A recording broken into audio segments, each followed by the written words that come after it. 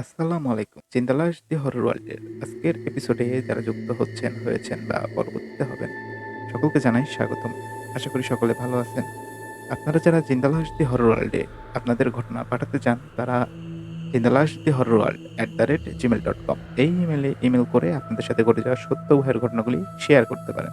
অথবা আমাদের হোয়াটসঅ্যাপ নাম্বারেও আপনি আপনার ঘটনা লিখে অথবা রেকর্ড করে উভয়ভাবেই পাঠাতে পারেন। আপনার পরিবারের সাথে ঘটে যাওয়া অথবা আপনার পাড়া প্রতিবেশীর সাথে ঘটে যাওয়া অথবা আপনার এলাকাতে ঘটে যাওয়া সত্য ভয়ের ঘটনাগুলি আমাদের সাথে শেয়ার করুন। এবং সেই সাথে চিন্তালাস দি হরর ওয়ার্ল্ড ফেসবুক পেজেও আপনারা যুক্ত হতে পারেন এবং আপনাদের পরিচিত যারা আছে তাদের সাথে আমাদের ঘটনাগুলি বেশি বেশি করে শেয়ার করুন।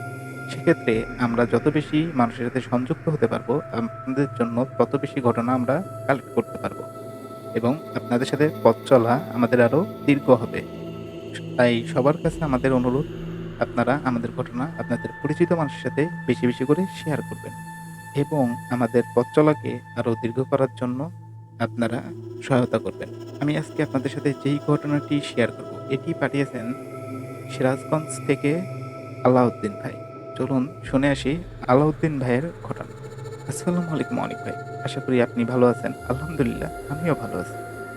আমার পরিবারের সাথে ঘটে যাওয়া একটি ঘটনা এবং এই ঘটনাটি ঘটে আমার দাদার সাথে এবং ঘটনাটি ঘটে 1988 সালে। আমার দাদা এলাকার নামকরা একজন ব্যক্তি।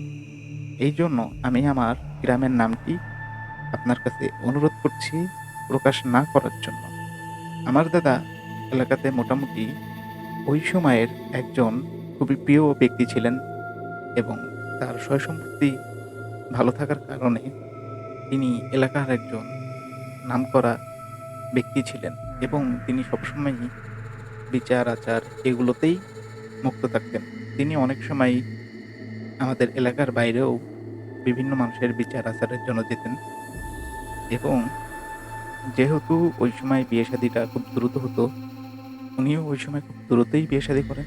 আমার বাবা সহ মোট ৫ জন সন্তান ছিল তার। ২ টি ছেলে এবং ৩ টি কন্যা সন্তান ছিল। আমার ৩ ফুপু এবং আমার বাবাসহ এক চাচা আছে।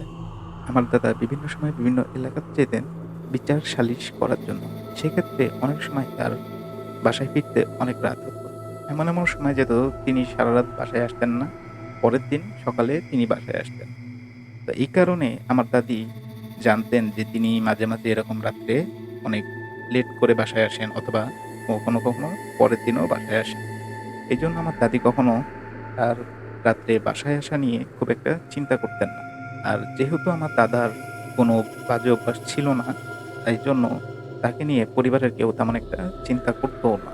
এবং আমাদের এলাকায় একটি দিঘি আছে এবং এই দিঘিটাকে সবাই পশ্চিম পাড়ার দিঘি নামেই চিনে এবং এই দিঘির কিছু বিষয় আছে, যেমন অনেক সময় দেখা যেত অনেক মানুষ ওই দিঘিতে গোসল করার জন্য নেমে আর তাকে খুঁজে পাওয়া যেত না এবং কখনো কখনো দেখা যাচ্ছে ২ দিন ৩ দিন পরে তার লাশ ভেসে উঠত। অনেকেই বলতো ওই দিঘিতে বিভিন্ন প্যারানরমাল ঘটনা ঘটে এবং অনেক সময় দেখা যাচ্ছে অনেককেই মৃত অবস্থায় ওখান থেকে উদ্ধার করে।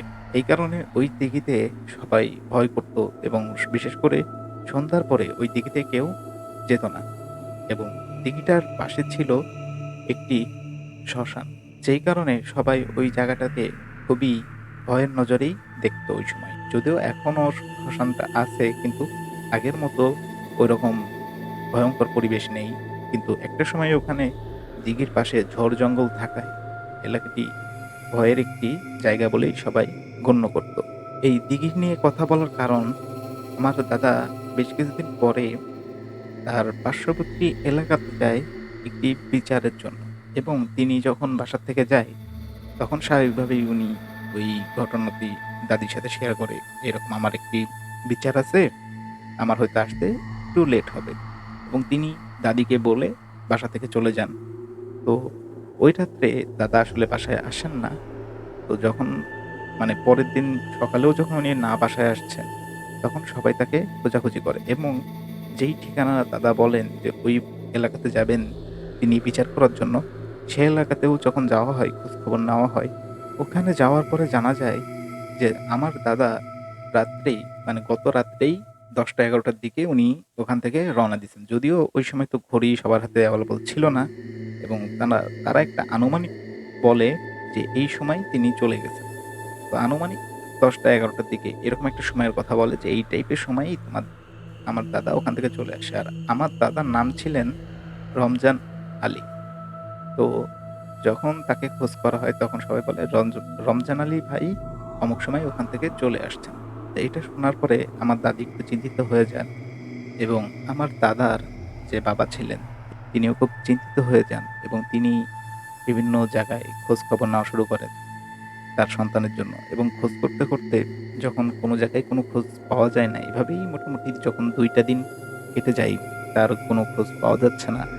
এটারই একটা পর্যায়ে কেউ বলে যে, "দেখো, হয়তো সে অন্য কোথাও চলে গেছে, তাকে খুঁজে পাওয়া যাচ্ছে না। হয়তোবা সে বাসার বাইরে চলে গেছে কোথাও।" তো সবাই আসলে একেকজন একটা রকম কথা বলে। আমার দাদি অবশ্য এগুলি কখনোই বিশ্বাস করেননি। কারণ আমার দাদির সাথে আমার দাদার সম্পর্কটা খুবই মধুর সম্পর্ক ছিল। তো দাদি কখনোই এটা বিশ্বাস করে না যে না সে আমাকে ছেড়ে তো অন্য কোথাও যাবেই না। কারণ তার সাথে আমার সম্পর্কটা এরকম না। তো তিনি কান্নাকাটি করতে থাকেন। তো এক পর্যায়ে ওই সময় তো আসলে মানুষ ওঝা, কবিরাজ এই টাইপের মানুষজনের কাছে খুব বিশ্বাস করত।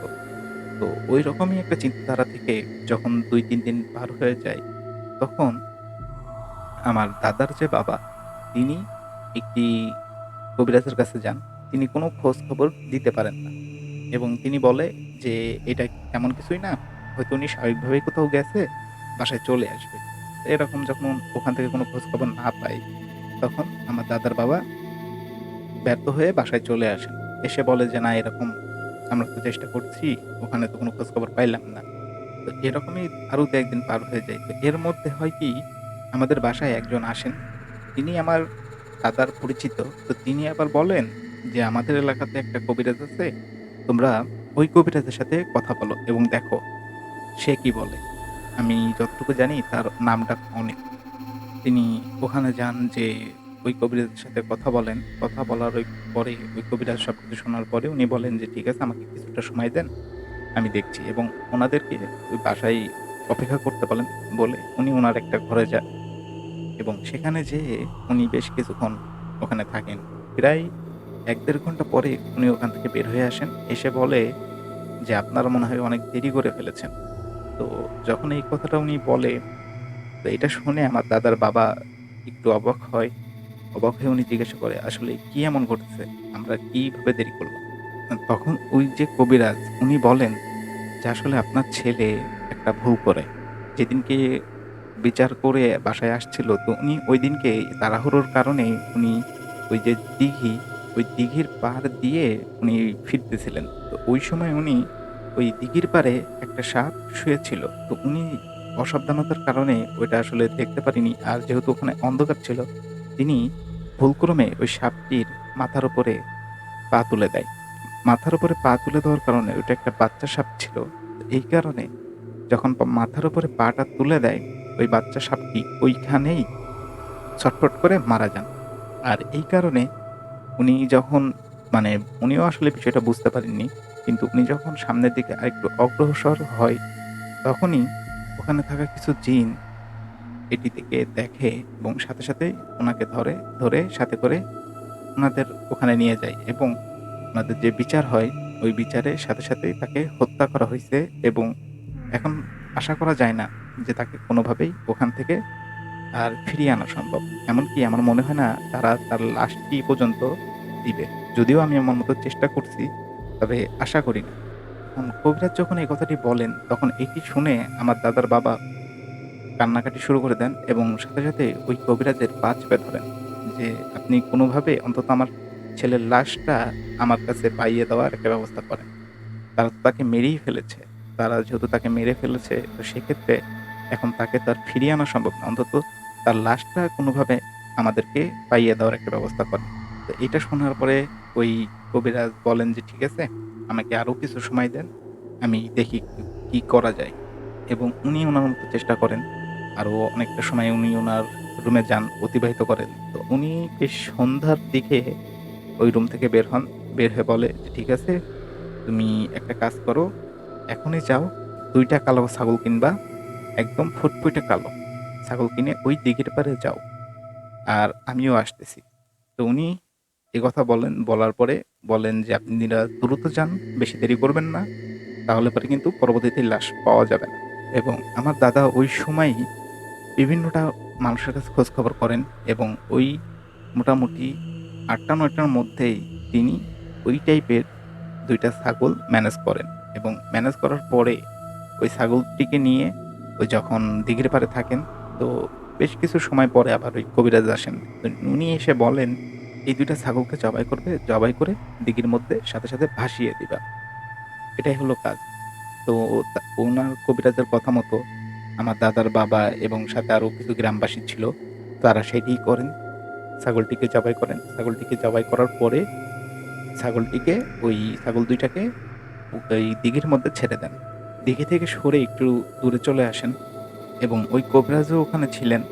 তো বেশ 1-2 ঘন্টা যাওয়ার পরে হঠাৎ করে দেখা গেল কি, ওই যে দিঘির মাঝখান থেকে পানিটা ঘুরপাক খাওয়া শুরু হয়, এবং যখন ওটা ঘুরপাক খাইতে থাকে, ওর মধ্যে থেকে হঠাৎ করে মনে হলো কি জানি একটা একবারে উপরে উঠে গেল। আর যখন এটা উপরে উঠে যায়, তখনই ওই কবিরাজ বলে যে, "হ্যাঁ, হ্যাঁ, লাশ পাওয়া গেছে। কেউ একজন নামেন, নাইমা যেয়ে লাশটা নিয়ে আসেন।" তো এইটা শোনার পরে ওখানে কিছু গ্রামবাসী ছিল। তো তারা আর দেরি না করে দ্রুতই পানির মধ্যে নামেন, এবং ঝাঁপ দিয়ে যেয়ে ওই আমার দাদার লাশটিকে আস্তে, আস্তে কিনারায় নিয়ে আসেন এবং উপরে উঠান। উঠানোর পরে দেখে যে আমার দাদার যে লাশ, ওখানে আসলে অনেক শরীরের মধ্যে হাঁচড়ের দাগ, এবং মনে হচ্ছে যে শরীরে কোনো রক্তই নাই। তার শরীরে কোনো রক্তই নাই, পুরা সাদা হয়ে আছে।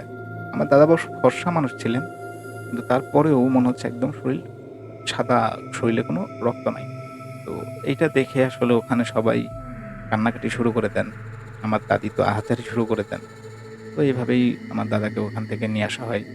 পরের দিন সকালেই আমার দাদাকে গোসল করান, জানাজা দেন, দিয়ে দ্রুত মাটি দিয়ে দেন। তো ওই কবিরাজ বলেন যে আসলে ছোট একটা ভুলের কারণে অনেক সময় মানুষের সাথে অনেক কিছু ঘটে যায়। আর যেহেতু এটা অন্ধকারের একটা রাত ছিল, তিনিও ওইভাবে খেয়াল করতে পারেননি যে কি হচ্ছে না হচ্ছে। তো উনি ভুলক্রমে একটা বাচ্চা সাপের মাথায় পাড়া দেন। যদিও এটা বাচ্চা সাপ ছিল না, ওটা একটা জিনের বাচ্চা ছিল। ওখানে শুয়ে ছিল। আর যেহেতু ওই দিঘির পাড় থেকে রাত্রে কেউ যাওয়া আসা করতো না, এইজন্য ওইটা ওদের জন্য ওদের খেলা করার জায়গা ছিল।